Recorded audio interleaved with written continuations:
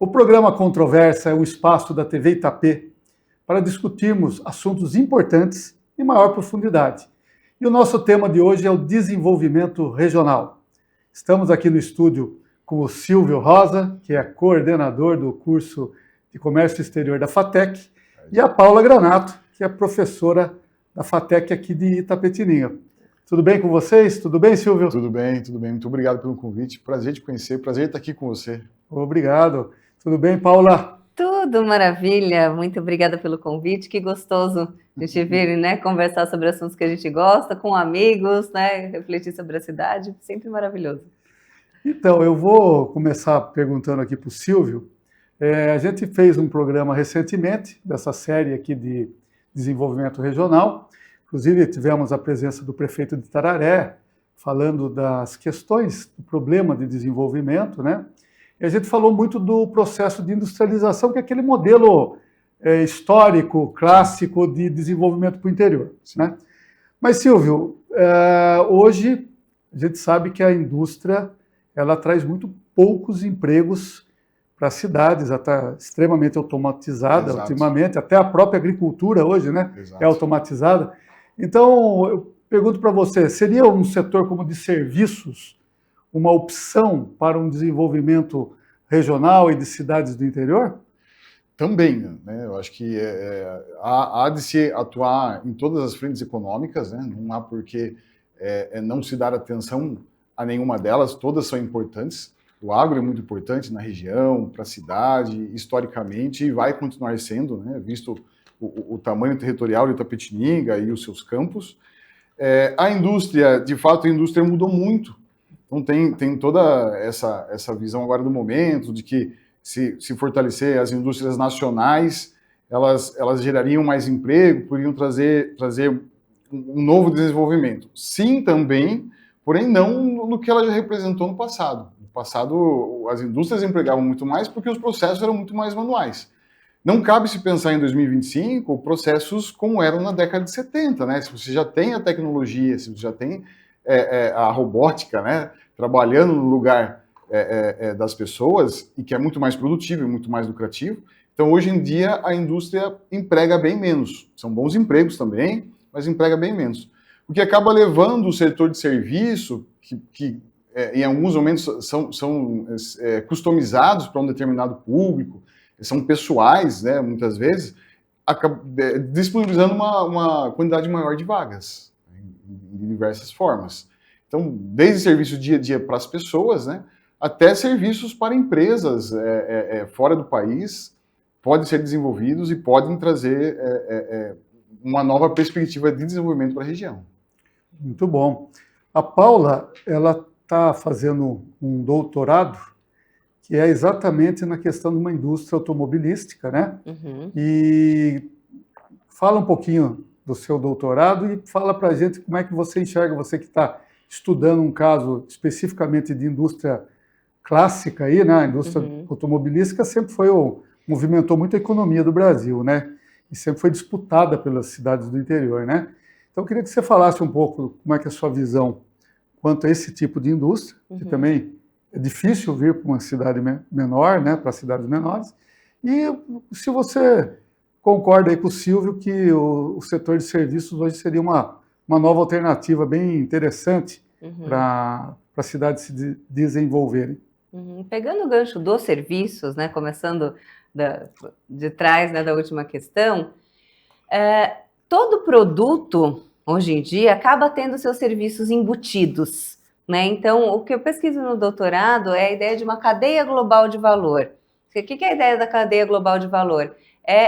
Desde o momento da criação do produto, né, da ideia que se tem a respeito de um produto. Então, você desenvolver um celular, né, desenvolver um carro, é a ideia primeiro, né, é onde se investe mais. Então, aí tem os serviços já, né, o momento da pesquisa e desenvolvimento que a gente fala. Então, a indústria, pegando o que o Silvio comentou, né, que a indústria não gera tanto emprego, mas é ela que vai puxar pesquisa e desenvolvimento, ou seja, ela que vai puxar a geração de conhecimento, que é, então, o momento de criação do produto é o momento que a gente tem bastante serviço embutido, né, que é esse momento inicial da cadeia global de valor. Muito bem, tive a ideia.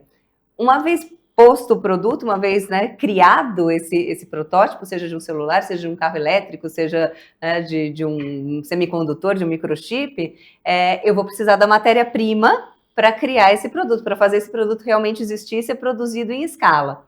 Então, a cadeia, o segundo passo da cadeia, depois de toda a criação do produto, da marca, vem achar os fornecedores da matéria-prima, né? E aí, nessas matérias-primas espalhadas por várias partes do mundo, a gente vai ter serviços também, ou seja, o serviço de logística, o serviço do seguro, de trazer, né, as diferentes partes das matérias-primas para dentro da fábrica. E aí as fábricas vão fazer os componentes desses carros, né, as autopeças, digamos.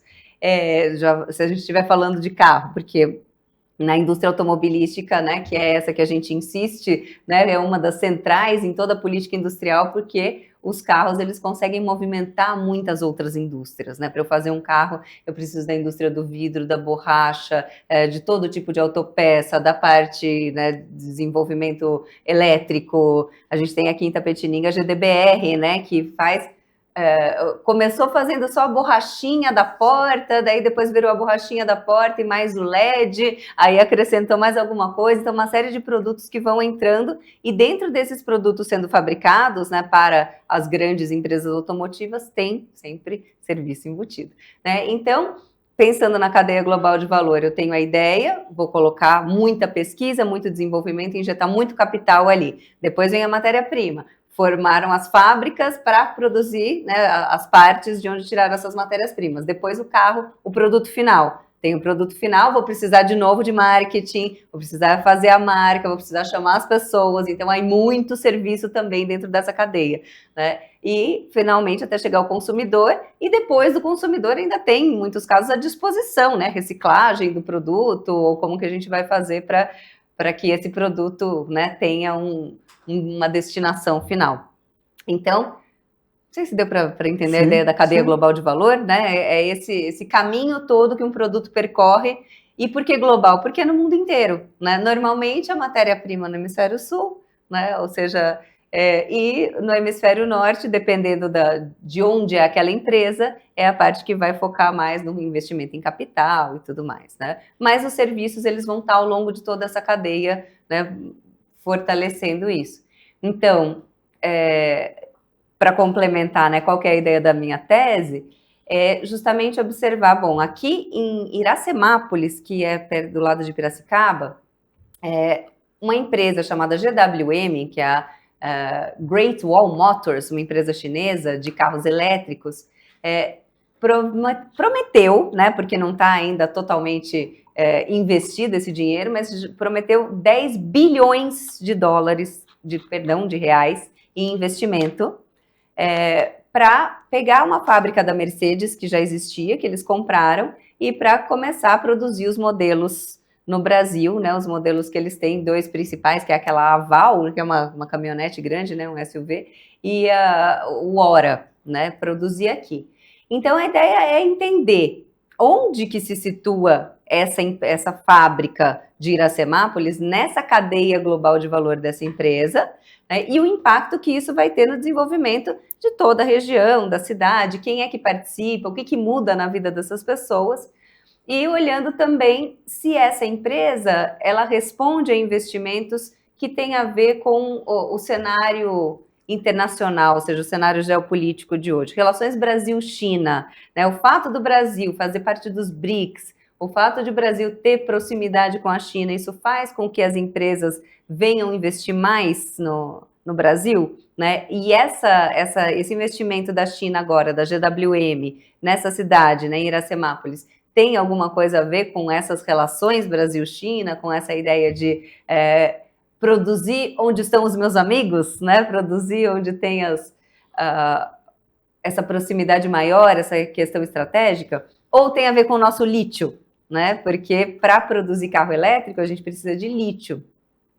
E o lítio, a gente tem aqui em Minas Gerais, por exemplo, uma grande reserva de lítio. Então, será que é só questão energética? Será que tem essa parceria? Será que é uma combinação de todas as coisas? Então, a ideia da pesquisa é essa, entender, né, qual é o papel do Brasil nessa cadeia global de valor dessa empresa específica e a quem ela responde, né? A GWM, a quem ela responde? Ao governo chinês, sem dúvida, e existe uma estratégia do governo chinês que faça essa empresa funcionar, né, de alguma forma específica? Né?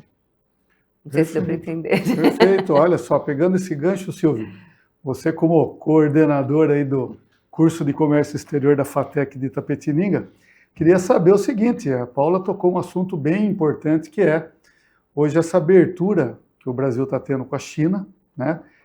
Ela está estudando, inclusive, um caso concreto, né, de um investimento numa cidade aqui da região de Piracicaba, né? Eu queria saber o que você pode dizer nesse momento global que a economia está passando por muitas mudanças, né? E tem um protagonismo da China. Como é que você enxerga essa relação do Brasil com a China e essas oportunidades, como no caso de Iracemápolis, se nós estamos num radar aí de muitas possibilidades boas para as cidades do interior de São Paulo? Bom, eu costumo falar, antes de ser coordenador de comércio exterior, eu sou professor de comércio exterior, sou formado na área de comércio exterior, gosto muito das minhas aulas de comércio exterior e eu costumo falar nas aulas que quem faz os negócios internacionais são as empresas é quem faz os negócios. E os governos, a função dos governos é facilitar para que os negócios aconteçam, né? Ou em alguns casos não atrapalhar os negócios. Nesse momento, o nosso governo aparentemente está trabalhando junto com a China, não tem a pretensão de abandonar velhos parceiros comerciais. Aparentemente, ele não se posiciona contra. Em alguns momentos, ele apenas apazigua, né, algumas situações. Então, a gente vê que o governo brasileiro, historicamente, o pessoal também do Itamaraty, a Paula conhece com mais profundidade até, mas historicamente, o Brasil tem essa qualidade, digamos, que é refletida do nosso povo, né? De ter amizade com todo mundo. Então, nesse momento, há talvez uma nova disputa pela liderança global, ou por um mundo multipolarizado, com diversas lideranças, e aparentemente a China está se esforçando para se aproximar do Brasil, o que eu enxergo como muito positivo. Eu enxergo como muito positivo toda essa possibilidade, visto que hoje a China é o maior parceiro comercial não só do Brasil, mas de quase todos os países do mundo. Então ela é um país importante, ela é um país representativo. A indústria do mundo passa pela China, então se a indústria não está na China, ela se relaciona com a rede de abastecimento. Então, em algum momento, parte do processo de algum item, não só de veículos, mas de tantas outras possibilidades, passa pela China. Eu acredito que é muito positivo para o Brasil, nesse momento, trazer investimento chinês, em todos os sentidos. Veja, a Paula trouxe um caso de uma fábrica que estava parada e que vai receber, né, há a perspectiva de receber investimento chinês. A gente também tem um outro caso, que é o caso que a Ford que foi embora, né, do país, em Camaçari, né, Paula? Uhum. E também foi o que sobrou, né, daquele Parque Fabril, foi adquirido pela BYD. Uhum. Né, e ela está com já um player forte, né, todo mundo já conhece a marca no Brasil, você já vê carros da BYD costumeiramente nas cidades, né, no interior ainda nem tanto, mas já se vê. Então essa parceria, essa proximidade já está criando os frutos. Como professor de comércio exterior, a minha visão é que quanto mais negócio, melhor. Quanto mais negócio, mais desenvolvimento, mais emprego, mais vagas para os nossos alunos, né, que a gente forma na área de comércio exterior. Então, eu penso que uma facilitação dos negócios, o fortalecimento dos BRICS, mecanismos novos dos BRICS, para que esses países dos BRICS, né, não só Brasil e China, mas todos os outros, né, agora são muitos, né, que entraram, ele se fortaleça e a gente não fique dependentes de um único país, né? A gente tem que andar como se fosse vagões na locomotiva de um país que puxe a minha economia, e a gente continue se desenvolvendo através de negociações multi. Né? Não tem porquê. O capitalismo permite isso de uma forma geral. Né? As novas rotas do Atlântico, tem uma frase muito bonita do Harari, as novas rotas do Atlântico não inviabilizaram as velhas rotas do Índico. Né? Então, uma parceria maior com a China não inviabiliza as parcerias que a gente já tem aqui no Mercosul, né, com os nossos vizinhos, não inviabiliza até mesmo as parcerias históricas que a gente tem com os americanos. É isso. Perfeito. Muito bom, Silvio. Queria saber da Paula, que inclusive participa dos BRICS, né, na medida em que ela já foi até premiada aí por um projeto na FATEC. Paula, na prática, o que a gente pode esperar desse relacionamento que o Brasil tem? Nesse momento, o Brasil é o presidente do BRICS. Uhum. O que a gente pode esperar de economicamente investimentos, cidades do interior que poderiam estar se aproveitando da relação dos vários países dos BRICS? O que você pode dizer sobre isso? Essa aliança, né, que é Brasil, Rússia, Índia, China, África do Sul e agora também Emirados Árabes, Irã, Egito, Etiópia, a Arábia Saudita vai e volta, ela não está claramente ali, mas tá né? E também a Indonésia, né? Fantástico esse grupo de países, porque o Brasil, ele costuma estar na área de influência dos Estados Unidos, né? Porque geograficamente, porque os Estados Unidos são muito fortes.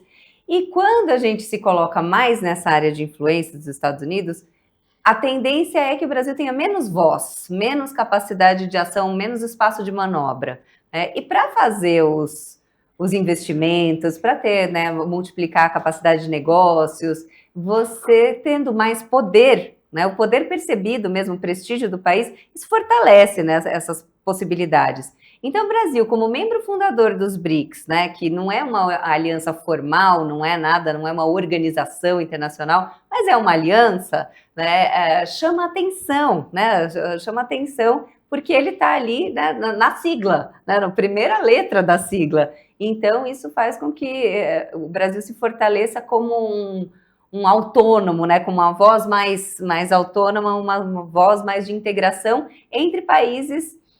Não dá para falar mais que a China é país em desenvolvimento, não é? A China já passou dessa, né, dessa situação, a China já é um país desenvolvido, mas é estar num grupo de países altamente influentes, né? Então, a Índia com toda a sua tecnologia, a Rússia também, né, com a sua força, sendo o maior país do mundo, com, né, uma capacidade de ação muito importante, Indonésia, então, enfim, cada país tem muito a acrescentar. Então, o Brasil fazendo parte dessa linha e unindo, né, a política externa com as possibilidades de negócios, isso traz para a gente muita força. E aí, pensando nas cidades do interior, né, em cidades menores, como que a gente atrai, você falou existem redes, né, existem redes dos BRICS, então, muitas pequenas organizações que resolvem se unir em torno dos BRICS. Por exemplo, aquele prêmio, né, que você mencionou, que é da FATEC, a gente fez uma vez uma relação entre alunos da FATEC Tapetininga, da FATEC Indaiatuba e da FATEC de São Caetano, né, fizemos um projeto junto com alunos da África do Sul, da Universidade de Durban.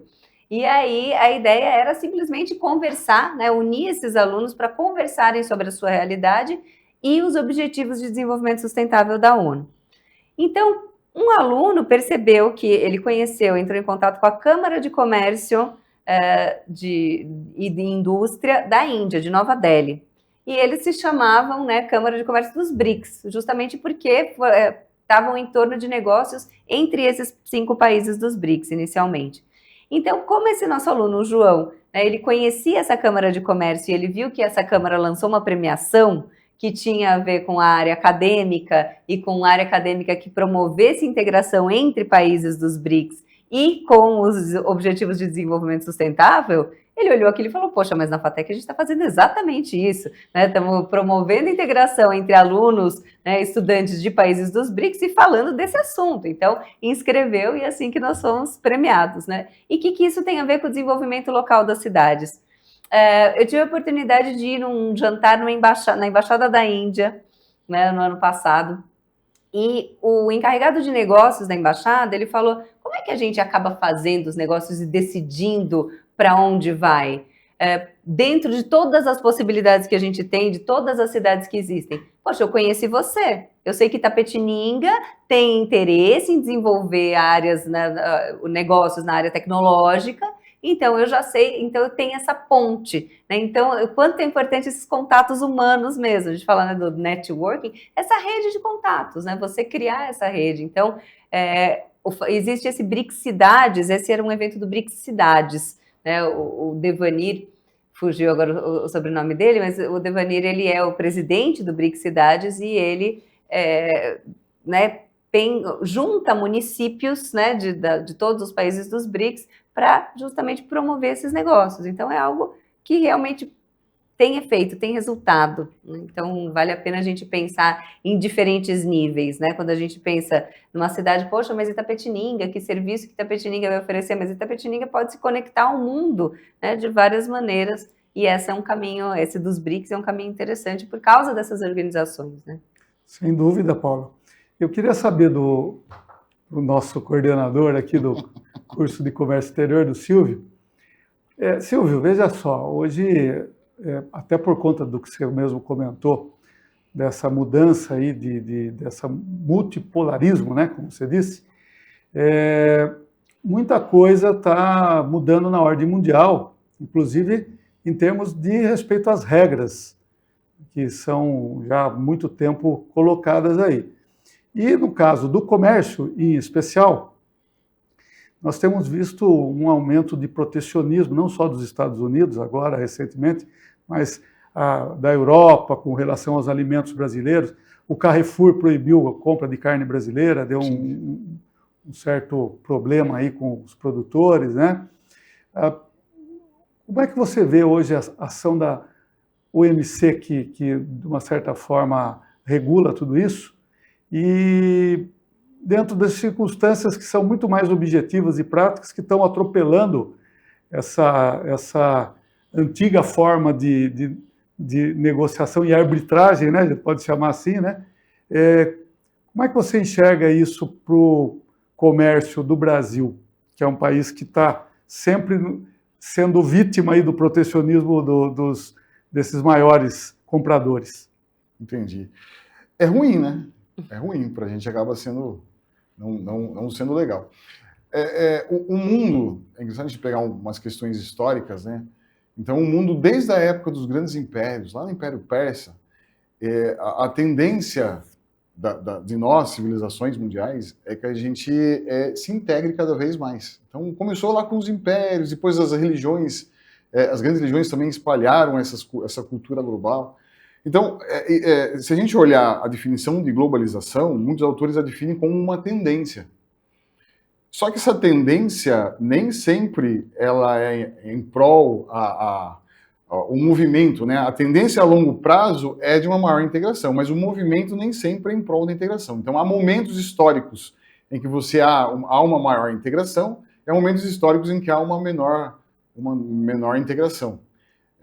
E isso é natural. Há momentos que as nações elas entendem que elas se desenvolvem muito mais, abrindo as suas fronteiras para os produtos internacionais e também para que as empresas delas vão para o exterior. E há momentos que há esse movimento de vamos ser um pouco mais nacionalistas, vamos proteger os nossos empregos e vamos nos fechar. Mas a longo prazo, visto em perspectiva, a integração ela tem se demonstrado desde a época dos impérios até os dias atuais como algo inevitável. Então há essas coisas contemporâneas, talvez até mesmo algumas disputas locais sobre a proteção de uma mercadoria. Então a gente sabe que o Brasil tem muitas vantagens para o mundo agro, né? As terras são férteis, o investimento não é tão pesado para você conseguir ter uma produção de excelência. Já na Europa, por condições climáticas, eles conseguem também ter uma produção de excelência, mas também acaba sendo um pouco mais caro do que a produção que a gente consegue aqui. Então, essa vantagem a gente vai ganhar deles. A única forma que eles têm de se proteger nesse caso, então, é pressionando o governo para que o produto brasileiro seja taxado para entrar nesses países da União Europeia. Consequentemente, ele perde competitividade e o produto de dentro da União Europeia consegue, né, os produtores conseguem escoar o seu produto lá dentro. Faz sentido, mas a longo prazo isso tende a diminuir. As vantagens da integração são muito maiores do que as barreiras. É claro que a gente até pode citar um fato histórico nosso, de quando houve, né, a abertura dos portos lá no governo Collor, lá no começo dos anos 90, foi um terrível baque para a nossa economia, porque aquilo não foi devidamente planejado. Então, os governos, eles se protegem, criam estratégias para que não haja uma debandada de emprego muito rápida na sua economia. Mas a natureza da integração faz com que os países que têm algumas vantagens competitivas em determinadas áreas acabem entrando nos outros mercados naturalmente a longo prazo. Então, assim, há muito se discute um acordo entre Mercosul e União Europeia. Esse acordo, há momentos que ele também se intensifica, há momentos que ele fica um pouco mais paralisado, mas eu acredito que isso vai acontecer, até mesmo porque o mercado da América do Sul para a União Europeia é muito interessante em outras áreas, além do agronegócio. E o mercado do agronegócio, para nós aqui da América do Sul, não só esse, os outros também, mas esse em primeiro lugar, é muito interessante para a América do Sul. Nesse momento em que os países estão fechando as portas para os nossos produtos do mundo agro, da pecuária, é ruim para a gente. A gente sofre por ser bom nisso. Perfeito, perfeito. Paula, o Silvio falou mais da agricultura, que é o que mais pesa aí na nossa balança comercial, mas eu queria saber do estudo que você está fazendo, essa cifra aí de 10 bilhões de reais que a indústria chinesa está investindo para carros elétricos, seria só para o mercado nacional ou aí teria uma previsão também deles exportarem esses carros para outros países? Eles têm a intenção de exportar, usar o Brasil também como plataforma de exportação, principalmente para a América do Sul. Então, utilizar os canais que a gente já tem, né, dentro do Mercosul, a gente tem um acordo automotivo legal com o México, então tem essa pretensão. Mas o interessante é que o governo ele tem as políticas industriais, elas vão fazer com que, para você exportar, você tem vantagens se boa parte das peças forem produzidas no Brasil. Então, 65% das peças sendo produzidas no Brasil, o carro é considerado um carro nacional, então ele vai ter mais vantagens na hora de exportar. E isso é muito legal, porque então não é uma ideia de trazer tudo pronto da China, né? Porque tem fábricas, tem uma no Equador, por exemplo, que vem tudo prontinho, é só montar.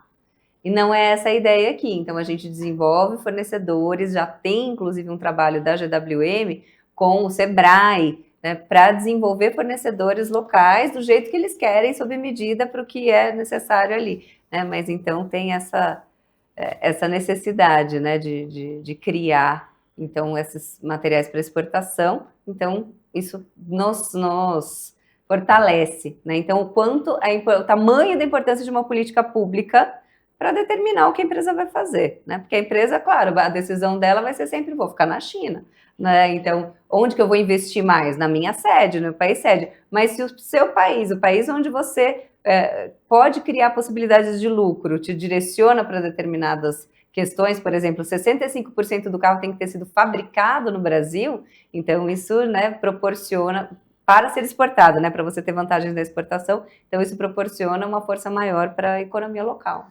Nessa linha que você falou, então, provavelmente toda essa indústria paralela aí que fornece peças para essa indústria automobilística vai ter oportunidade de surgir no entorno aí das cidades do interior, né? E também podem ser indústrias brasileiras, Sim. Não necessariamente sejam indústrias chinesas aqui, exatamente, né? Então eles vão montar essa indústria base deles, mas as outras paralelas provavelmente vão ser indústrias brasileiras. Isso mesmo, os fornecedores vão trabalhar para desenvolver aqui as peças necessárias. Isso é muito legal porque desenvolve capacidade, né, que é isso que a gente precisa, o conhecimento para fazer as peças. Né? Então, isso vai ter uma certa transferência de tecnologia, no final das contas, que é importante. Muito bom. Silvio, olha só, com essa mudança de comércio ou acrescentando, como você falou, mantendo os parceiros que o Brasil já tinha, mas abrindo a China, por exemplo, o que vocês dizem para os alunos, né? Porque não é só uma questão de social e econômica, é uma questão cultural. E, a bem da verdade, a gente conhece muito pouco da China. Sim. Né? Então, vamos dizer que com o fortalecimento desse comércio exterior entre Brasil e China, que está em andamento, e com a vinda dessas indústrias, né? Como é que o aluno está se preparando para conhecer melhor?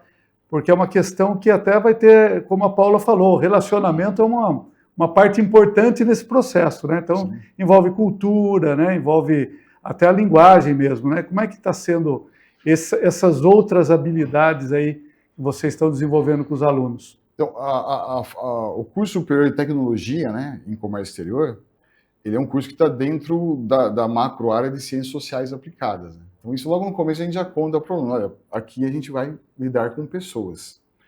E uma coisa que é muito trabalhado, acho que transversalmente em todas as disciplinas, é que o pré-conceito, ele existe no âmbito do não conhecimento, né? No âmbito da ignorância, no sentido, né, da ignorância mesmo, eu desconheço aquilo.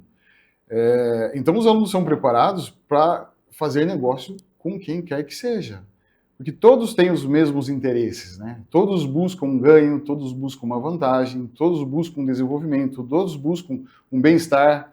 Então, partindo dessa ótica, né, você busca bons parceiros para fazer bons negócios, né? Comprar bons produtos, né, ter um bom fornecedor para produzir aqui no país que seja e para ser um bom player no mercado em que se atua. No curso da FATEC em específico, e também eu trabalho em um outro curso de comércio exterior em Sorocaba, né, e também tem um viés muito próximo, a língua franca dos negócios, por uma questão histórica, sabemos isso, é o inglês. Então, os alunos são preparados para conseguir desempenhar o que se espera no inglês de negócios. Né? É claro que a fluência ela é muito relativa, mas eles conseguem mandar e-mail, conseguem atender uma ligação, conseguem fazer uma proposta com qualidade na língua inglesa. Hoje em dia você tem outras ferramentas que facilitam a vida, mas eles, no mínimo, têm que saber corrigir essa ferramenta, né? Que a ferramenta não é perfeita, é uma ferramenta. E também, pelo contexto que a gente está inserido na América do Sul, o espanhol é muito importante para a gente também. Então, eles também, aqui em Itapetininga, tem bastante aula de espanhol também.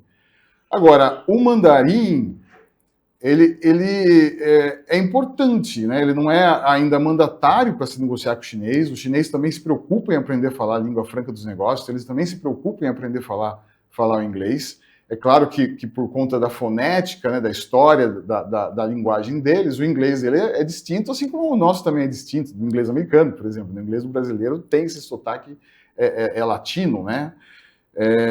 Mas o mandarim, ele ainda não entrou curricularizado. O que a gente tem aqui na FATEC é uma aula de mandarim disponível aos nossos alunos e também disponível à comunidade.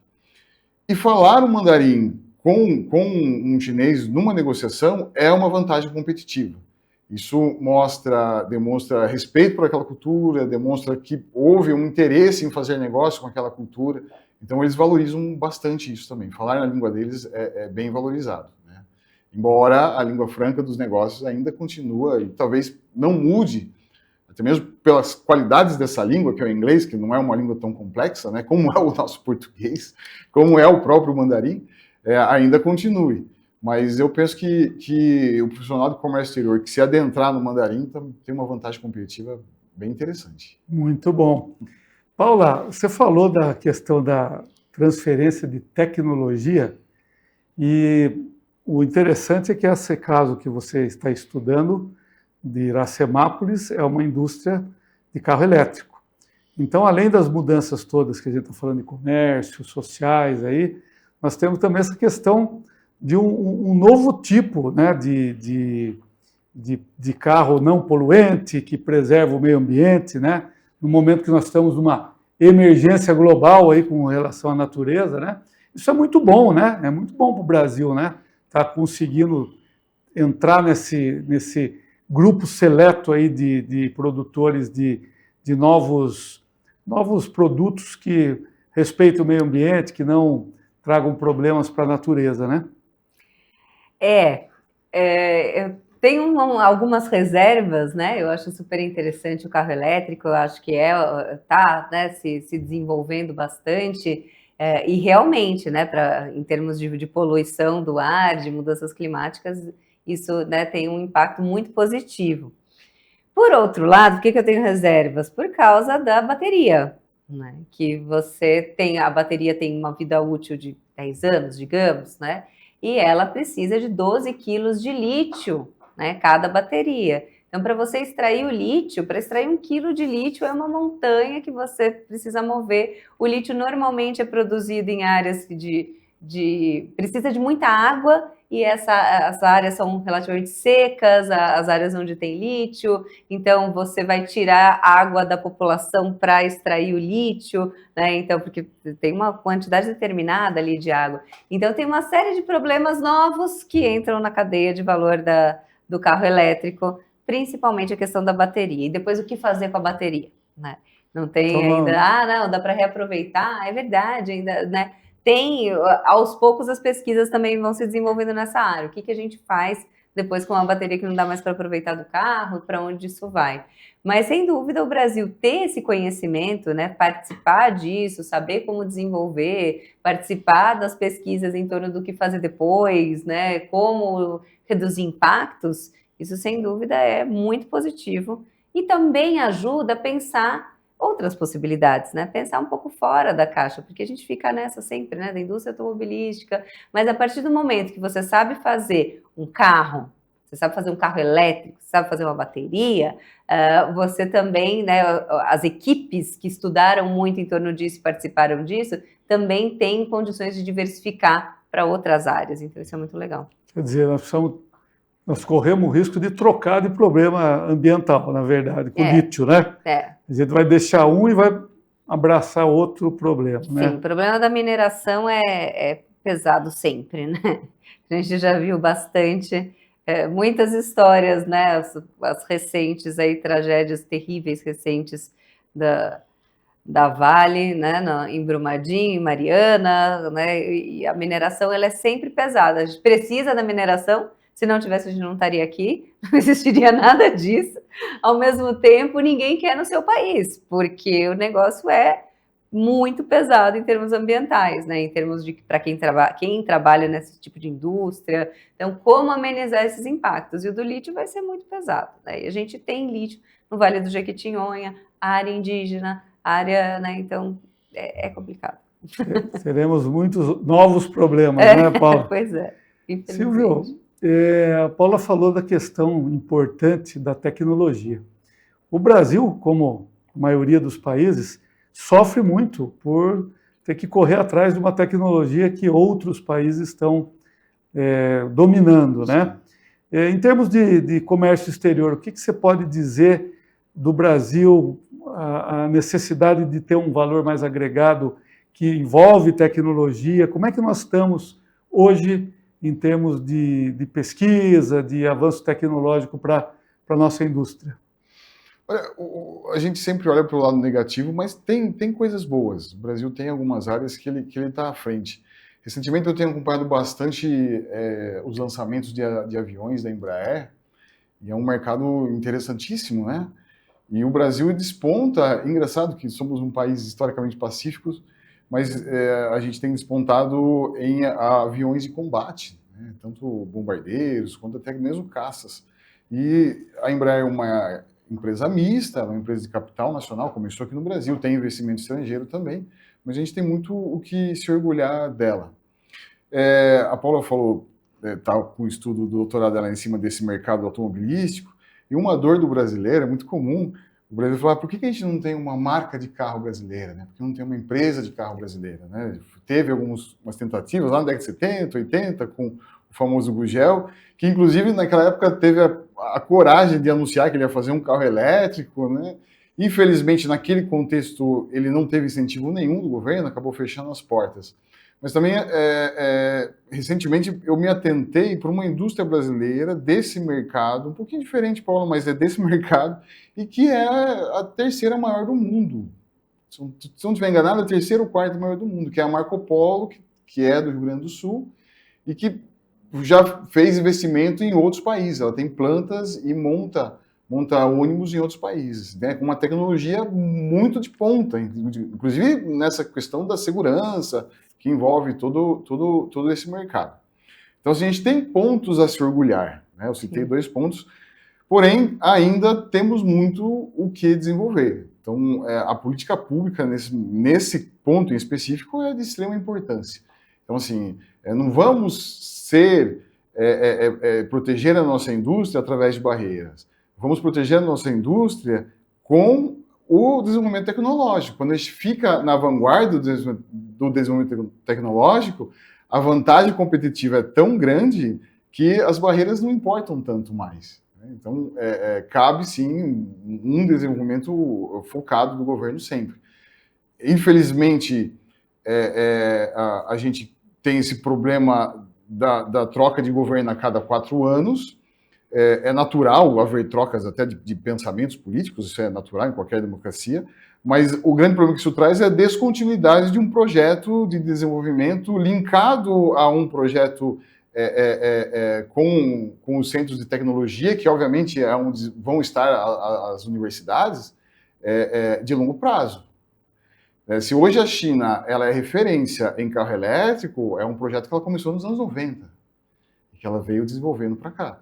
Então, assim, jamais chegaremos a um grau de desenvolvimento se a gente não pensar além dos 4 anos. Não tem jeito. Não tem jeito. Infelizmente, a nossa democracia tem esse pecado, né, que ela acaba sendo muito eleitoreira e os governantes, seja ele em qualquer uma dos 3 esferas de governo, ele sempre vai pensar nos 4 anos, mas há coisas que você tem que fazer em décadas e não em anos. Então, essa é uma preocupação. A China planeja para 50 anos, né? Ela tem uma economia planificada ali, governamental, né? É uma grande vantagem.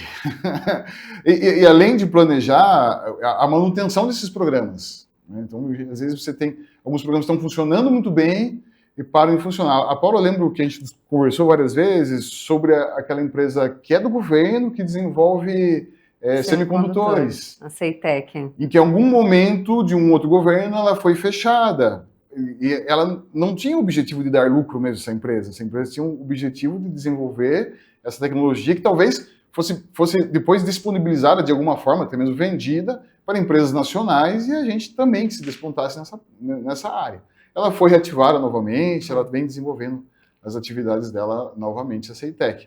Então, mas houve uma descontinuidade. Isso é preocupante, né, no longo prazo. Acho que respondi tudo, né? Sim, sem dúvida.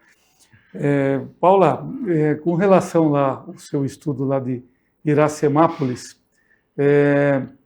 foi adquirida então uma indústria que tinha sido fechada, né? Uhum. E então, na verdade, esse carro elétrico aí tem muito pouca diferença do nosso carro convencional, a não ser essa questão que você falou do lítio, né? Mas assim, a pergunta então nós temos ainda essa possibilidade de reaproveitar parques industriais que muitas vezes se tornaram obsoletos e que talvez com algumas mudanças seja aproveitada a estrutura, talvez até mesmo a mão de obra, ou mudanças muito grandes, pelo menos o seu caso da indústria automobilística, devem acontecer até no sentido de melhorar o processo de produção, de tornar ele mais barato e tudo mais. Como é que está isso dentro da indústria automobilística, que é uma indústria de ponta, né? Uhum. O caso da GWM, eles não se dizem nem uma montadora, eles se dizem uma autotech, né? Ou seja, eles dizem que o principal de um carro elétrico né, deixa de ser o motor, deixa de ser o que é principal nos carros a combustão, né, movidos a combustível fóssil. Então, eles sim vêm toda uma estrutura nova, toda uma coisa diferente, né? Eles dizem, inclusive, que o carro nem precisaria ter formato de carro, poderia ser outra coisa. Claro que não, as pessoas querem ter, né, o seu carro, estão acostumadas com isso, mas poderia ser de maneiras diferentes. Então, as possibilidades tecnológicas são realmente muito diferentes, acho que tem um impacto grande. Aproveitar a mão de obra, eu acredito que com certeza, né, dá para aproveitar, porque tinha essa fábrica da Mercedes, que funcionou até 2021, ela tinha em torno de 600 funcionários. Então, é bastante gente, né, para você realocar e treinar novamente e colocar em áreas que as pessoas já tenham, né, um trabalho inicial, porque não deixa de ser uma fábrica, uma linha de montagem, né, que vai ter outras características, mas tem bastante também, né, que dá para aproveitar. Então, eu acho que tem essas mudanças, assim, que faz bastante diferença, o tipo, né, de produção, que é um carro elétrico e um carro a combustível. Bom, infelizmente o nosso tempo está acabando aqui. Eu vou pedir para o Silvio Rosa, aí, nosso coordenador aí do curso de Comércio Exterior da FATEC, para ele fazer as suas considerações finais aí do nosso bate-papo de hoje. Muito obrigado pelo convite. Adorei estar aqui, eu gosto dessa possibilidade de poder conversar, falar do que a gente faz, falar do que a gente estuda. E assim, a gente está num momento ímpar de desenvolvimento econômico. Os desafios são sempre os mesmos, eles sempre vão existir, haverá sempre um desafio econômico, haverá sempre um desafio para os governos, mas através de uma visão de longo prazo, da valorização do centro de pesquisa, da valorização das universidades, da facilitação de investimento, né? Não só no sentido de isenção de impostos, mas também no sentido de uma promoção de uma cultura de empreendedorismo. Isso é algo que se tem trabalhado bastante, mas que ainda precisa chegar em outras camadas da sociedade, ele acaba ficando somente em algumas camadas. A gente tem tudo para ter um país, para ter as cidades com um bem-estar, com níveis, né, de IDH, que é uma das medidas, bem melhorados do que a gente tem hoje. A gente tem essa competência. Então, assim, eu acredito que aqui no interior de São Paulo é um dos lugares do Brasil onde isso pode se chegar a esse resultado em menor tempo. A gente já tem uma estrutura muito boa, né? Por questão histórica, por sorte, pelo trabalho, pelo suor dessa gente toda aqui, a gente já tem uma estrutura muito boa. Então, eu acho que todo mundo ter esse pensamento com o mesmo objetivo, né? de que há como se melhorar, há como trazer mais empregos, há como aumentar a renda, há como ter uma qualidade de vida, há como ter uma educação de qualidade em todos os níveis. Então, eu acredito que isso é possível. E, ao mesmo tempo, estar integrado com o mundo, né? Ao mesmo tempo, estar prestando serviços daqui de Itapetininga para o mundo, os nossos produtos continuarem saindo daqui de Itapetininga para o mundo, e por que não também, né? E se integrando com o mundo, trazendo novidades, esses consumidores, né, que são os trabalhadores, terem acesso também a outros produtos, a outras possibilidades. Isso também é importante. Sem dúvida. Paula Granato, o que você pode fazer uma consideração final aí no nosso programa? O que você pode dizer?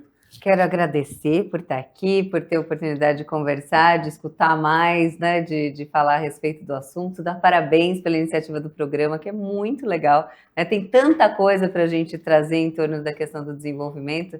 Adorei a mensagem do Silvio de otimismo mesmo e da necessidade do foco em tecnologia, em pesquisa, em desenvolvimento, e o que a gente conversou a respeito dessa integração, né, entre a escola, né, ou seja, onde se faz pesquisa, as universidades, as políticas públicas e a empresa. A gente ter essa integração, ter esse contato, ter esse convívio, né, de como que um pode trocar com o outro e fortalecer o outro. E é assim que a gente vai se desenvolver, né? Não com essas visões de um cancelaria o outro ou visões de adversários, né? Muito pelo contrário, quanto mais a integração a gente tiver, mais forte a gente é para o desenvolvimento local. Muito bem, eu destaco a presença aqui em Itapetininga da FATEC, do Instituto Federal São Paulo, sim, e das nossas duas ETECs, né? Então, como vocês dois falaram aí, também concordo com essa visão otimista, nós temos aí uma oportunidade, né? Temos entidades de vanguarda que trazem para cá um pensamento bem avançado, o que há de mais novo aí no mundo, né? Para os alunos que vão estar se qualificando para esse novo momento aí do comércio mundial. E eu quero agradecer muito ao Silvio Rosa, coordenador do curso de Comércio Exterior da FATEC de Itapetininga, a Paula Granato, professora da FATEC de Itapetininga, e agradecer a sua audiência. Até um próximo encontro.